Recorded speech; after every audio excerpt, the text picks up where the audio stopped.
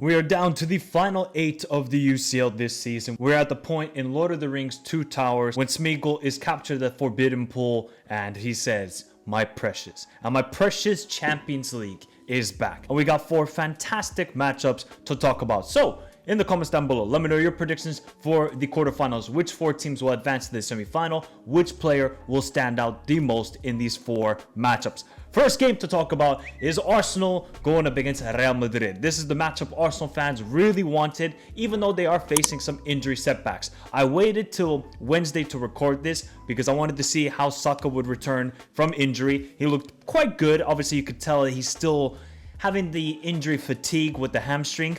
But the one thing that desperately did not need to happen for Arsenal was more injuries. And Gabriel went down injured, which is not great considering his replacement is Jakub Kiwior.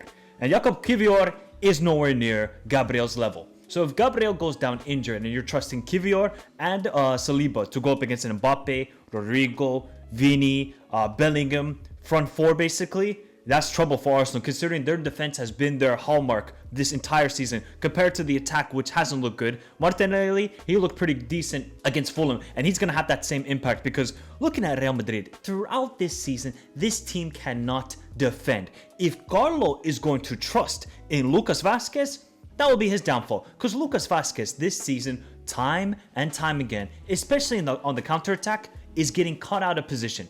Every single goal, it seems like, down the wing, Real Madrid looks so vulnerable, and that's down to Lucas Vazquez. I think Carlo has to play Valverde at right back. You have no other option. Vazquez is a liability. What is Carlo going to do? Tchouaméni is suspended for the first leg, so what do you play in the midfield? Do you play a Camavinga, Modric, or Bellingham midfield 3 until Tchouaméni can return in the second leg and moving Valverde to the right back position? Carlo has to think of those situations. No doubt, Real Madrid, when they want to score, they can score, guys. They are probably one of the most entertaining teams this season because they're good and then they're shit, as the great Gattuso would say.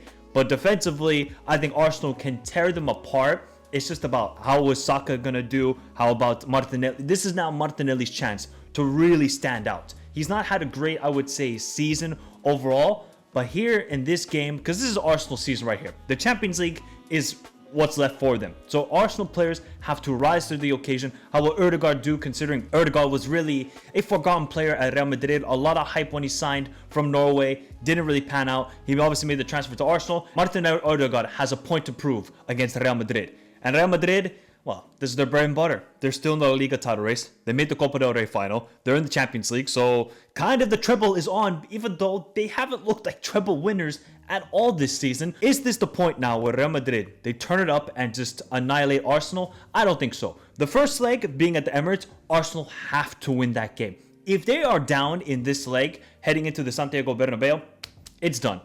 I don't see how Arsenal are going to overturn it against Real Madrid in their house. So if you're Arsenal, you have to win that first leg and see what happens in the second leg.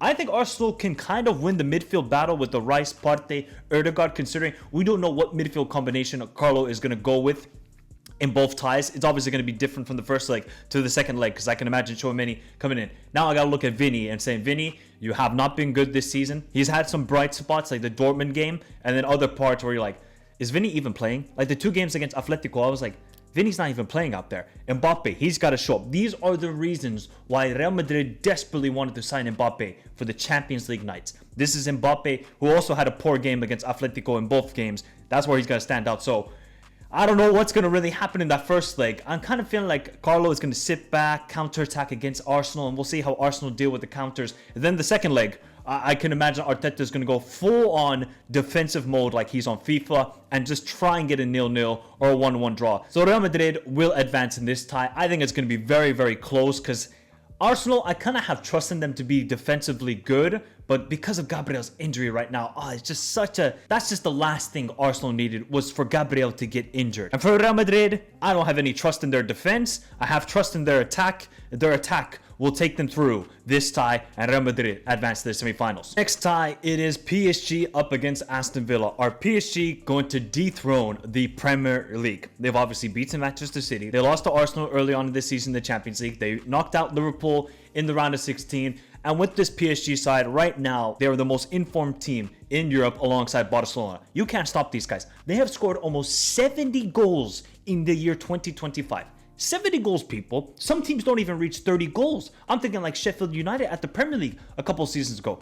This PSG team are just so entertaining to watch. They can score from various positions, from various players, from Dembele to Kvara, Gonzalo Ramos off the bench, Desiree Doué off the bench, obviously Barcola starting on the left wing, and just the fluidity that the front three play in. You can see Barcola playing on the right side sometimes, Kvara on the left, Kvara down the middle, Dembele down the middle. It is so difficult to defend right now against this PSG team because of the play of Vitinha, Ajao Neves, Fabian Ruiz, the two wingbacks just bombing on forward with Hakimi and Nuno Mendes. The only thing for PSG is Marquinhos not being a liability, and Donnarumma, yeah, he came up clutch in the penalty shootout, but we saw that first leg. He didn't face any shots. The shot he faced, he absolutely fumbled it. So PSG have everything right now in their favor because they're playing great football. Confidence level is at an all-time high, and now they just have to carry it into this game against Aston Villa. But Aston Villa have some funny narratives going on here. One, Unai Emery, because he is a former PSG coach. He was the PSG manager when they had the remontada against Barcelona, and you could say had a decent spell with PSG.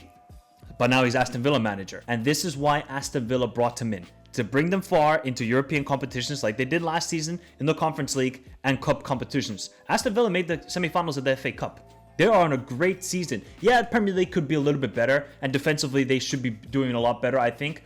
But overall, Aston Villa are having a very good season. And I think the additions of Rashford and Marcos Asensio, which is another funny narrative about this tie, is Marcos Asensio is on loan from PSG. Is he going to have a big impact in this matchup? Because Asensio, since he's joined Aston Villa, has been fantastic. Getting the goals, the assists, the combo between him and Rashford. It is just Kobe and Shaq right now for Aston Villa. And Dibu Martinez is one of the most likable persons right now in France. I'm sure he's going to get a very happy reception when he goes there. It is interesting because the first leg being in Paris, you're like, okay, PSG, you got to win this. You got to take a lead into England. But PSG lost the first leg against Liverpool and still won the tie. So I think that kind of narrative about PSG is dead right now. They can go into England and get a result. And I trust that with this PSG team. I think for Aston Villa, you just got to look at this PSG team and say, they're going to leave space in behind. So you're going to look at Rashford. You're going to look at Ole Watkins. You're going to look at Tielemans' passing, Tielemans' ability on the ball and to drive with the ball. Morgan Rogers as well, who's having a great season. That's where I'm looking at Villa and I'm saying they could definitely hurt PSG.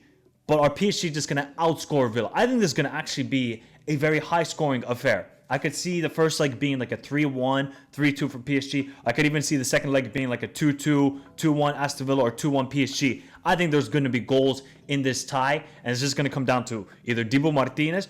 Can you imagine if this goes to penalty shootout, by the way, people? We have the two best keepers stopping penalties in Dibu and Donnarumma. That would be a battle for the ages right there.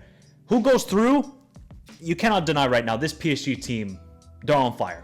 And I don't think a lot of teams in this world can stop them right now. I think Aston Villa, they're going to play their hearts out. If I'm looking at Ian Maatsen, right? If Maatsen does start in the left back position, great going forward. But defensively, on one-on-one situations, not great. And he's a huge liability there. So if I'm Dembele and I see Ian Maatsen in front of me, I'm like, barbecue chicken, and I'm going to eat today very good because Dembele in 2025 is unstoppable. So for me, I think PSG advanced to the semifinals. It's going to be a very entertaining tie. I'm excited to see how Unai Emery will do up against his old team. And will Luis Enrique and this PSG team have a historical season? Because they're still unbeaten in Ligue 1. They made the Coupe de France final. And Champions League?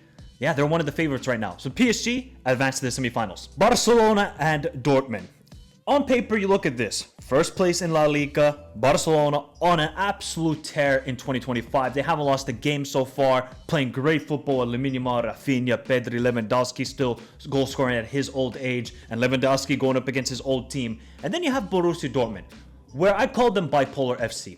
You cannot trust these guys. Fantastic sometimes in the Champions League, like we saw in the second half against Lille, away from home, where I thought, wow, Dortmund should have won that tie like 4-1. They created multiple great opportunities to get the goals, and obviously Maximilian Bayer comes up clutch. But then you look at them in the Bundesliga and you're like, what's going on here? Okay, yeah, they beat Mainz over the weekend, but you cannot trust this Dortmund team. They're going to be a frustrating team to watch because they have the talent, this Dortmund team. but they just don't play at a consistent level. But I'm looking at Maximilian Bayer having a good couple weeks. I think Nico Schlotterbeck recently has played great. He's just got to be defensively sound. And Niko Kovac has kind of switched this back five formation.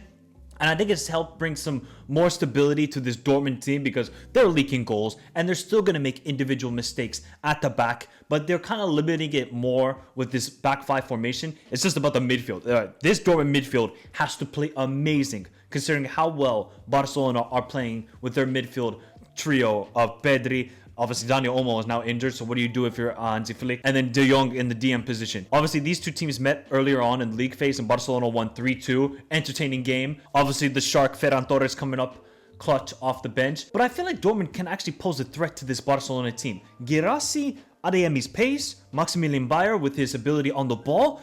I think Dortmund can't threat them. Am I saying Dortmund's going to advance? No, you cannot trust this Dortmund team. And with the way Barcelona are playing, Barcelona fans can't be like, yeah, we're going to thrash Dortmund 8-1, 7-1 on aggregate scoreline. I think you're doing a huge disservice to this Dortmund team where, yes, they are not great, but they can still hurt you on their day. They can. And I'm seeing like UCL predictions out there, and I'm seeing like 8-1 aggregate scoreline for Barcelona. I'm like, okay, yeah, I get it. Barcelona are going to advance. I have Barcelona advancing, but Dortmund, don't sleep on them. With the second leg in Dortmund, remember last season with Atleti, they lost there, and they obviously Dortmund advanced to the semifinals. So I think that second leg being in Dortmund, Niko Kovac is going to be like, okay, at the Monja week, if we can just have a 2-1 loss or a draw, fantastic result. If it's 3-0 after the first leg, yeah, I think it's done. But if Dortmund can just narrowly lose that first leg, take it back to Dortmund, I think Dortmund got a somewhat of a chance here. But Barcelona, man, look, their attack is the best in Europe. They're in such good form. Hansi Flick has done an amazing job. Lewandowski still scoring at his age, which is crazy to me because at times this season, I'm like, Lewandowski is missing all of the 0.98 XG possible. And Rafinha's playing at a Ballon d'Or level, Lamine with his ability on the ball and individual brilliance, and Pedri for me has been the best midfielder. I think Barcelona are the best team right now in Europe. I have them advancing in this tie, but I think this is going to be close and also going to be a very entertaining matchup. And the final tie then is the 2010 UCL final rematch, where both teams at that time were aiming to win a treble, and Inter, they captured their treble and the first Serie A team to ever do a treble, and Jose Mourinho then left to Real Madrid. And Milito, by the way, clutch that season, absolutely clutch. Now we move on to 2025, and it sucks, because Bayern Munich have suffered two horrific injuries. Davies out with an ACL and Upamecano out for a considerable amount of time, if I'm not mistaken. So that's horrible because if both teams were fit, I think this would be awesome. Because we know Simone Inzaghi in competitions is very difficult to go up against. He can play the fluid attacking football with DiMarco and Dumfries bumping up forward as the wing backs, and Lautaro and Thuram with wonderful link-up play as the two strikers. But because of the injuries, it's going to hamper this tie. I still think though that this is going to be a great matchup because you look at the midfield battle, especially Barella, Calhanoglu, whoever's going to play as the third midfielder, whether it's Mkhitaryan or Fratesi. And then for Bayern Munich, you got Musiala, Kimmich, who's playing at a great level as well, and Goretzka, who I don't know if he's taking roids or what's going to happen, but he's been great in the last couple of weeks. So I think the midfield battle is where Vincent Kompany, he's got to tell his players, you have to win it. Because if you allow Inter in transition to just find pass after pass, with DiMarco especially, and DiMarco is such a key part of this Inter team, then Bayern are going to struggle. And especially if it's Eric Dyer, Rafael Guerreiro, Kim Min-jae, and Konrad Laimer defense, oh boy, that's not great for Bayern Munich. But I gotta say, Bayern Munich in recent weeks have played great football. They're gonna concede goals and they're gonna concede chances. It's down then to Lautaro and Marcus Thuram to be clinical, and also Arnautovic. Maybe Arnautovic is gonna be key off the bench. And Inter defensively, these guys are so rock solid. They haven't conceded a single open play goal in the UCL this season. Set piece against Bayer Leverkusen, a penalty against Feyenoord. Okay, Serie A, the defense has not been the greatest. Champions League, like Simone Inzaghi with Bastoni, Acerbi, Pavard, or De Vrij, bro, you cannot get past this team at the moment in the Champions League. Second leg at the San Siro, I think that favors Inter. I think Bayern Munich are going to give it all because the final is in Munich. And you know Bayern Munich and the club, they want to be playing the final in Munich, but I feel like if Upamecano and Davis were playing, I think they could really trouble. And Upamecano, by the way, like I said on another channel, I think Upamecano was fantastic against Bayer Leverkusen. It's so disheartening that he got injured because I think he could have really showed out in this tie. But for me, I have Inter winning the Champions League this season. I said it way back in August, July. I think this is Inter season, and I think Inter will advance to the semifinals because Lautaro will come up clutch. Marcus Thuram lately playing really good football. Then you got Barella, Çalhanoğlu with their passing, and DiMarco. If DiMarco was injured, I think it would be 50-50. DiMarco being fit, he's just such a great football man. Just DiMarco's ability on the ball is such a difference maker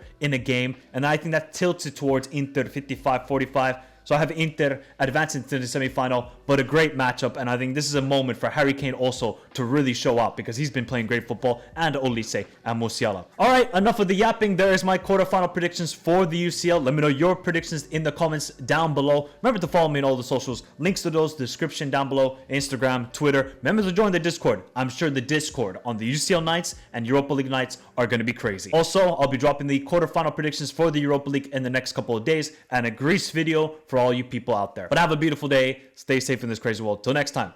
Adios.